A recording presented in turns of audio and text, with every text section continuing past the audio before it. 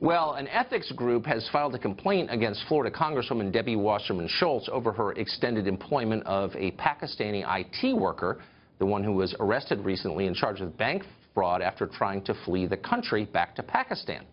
The Foundation for Accountability and Civic Trust, FACT, says Congress should launch an ethics investigation of Wasserman Schultz, who kept Imran Awan on her payroll along with other members of his family, even after he was banned from the House computer system because he was deemed a security risk.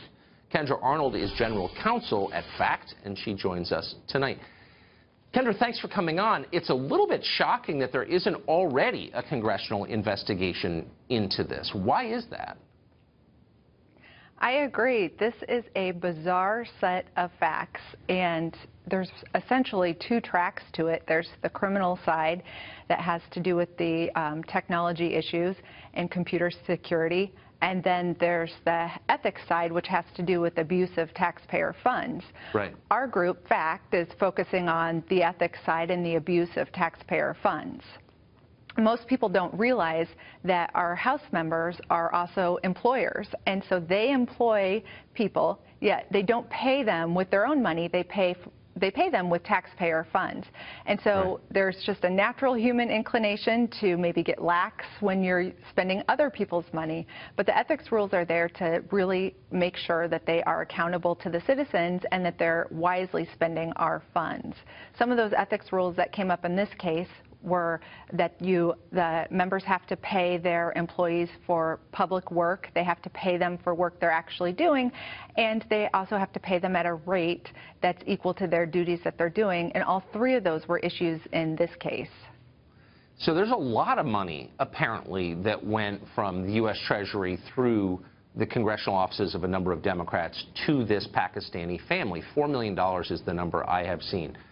You're involved in this more closely than I. That seems really unusual. I've never heard of any IT consultant or group of them getting that much money. Is it weird? Well, the first thing that we look at is that it is over a large amount of time, but it's my understanding that, for example, with Representative Wasserman Schultz's IT person, that several members pooled together to pay him. And so it is unclear how much work he was doing for each member and whether or not he was paid appropriately and whether that rose to a level that was much too high for the amount of work being done. So why couldn't you get, I mean, these are simple questions. Why did you keep this guy on the payroll even after he was barred from House computers, which seems to me, by definition, would make him useless as an IT consultant? Why is it so hard to get an answer to that question?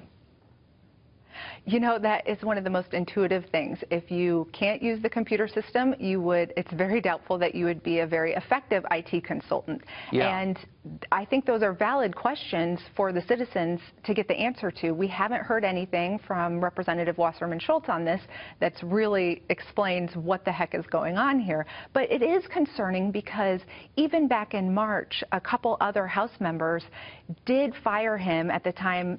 It was still afterwards, but it was after he was barred from the system about a month later, yet she continued on. And so that's what's especially concerning here is she was aware of the issues, yet she continued to pay him for those months. And it really wasn't until he was arrested and everyone was fully aware and it was public, being reported on widely, that she actually then went ahead and fired him.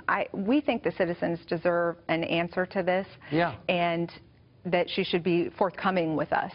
Well, sure. I mean, this guy had access to a lot of apparently classified information. If you're worried about foreign tampering with our politics and government, this seems like a good place to start. Kendra, thank you for explaining that to us.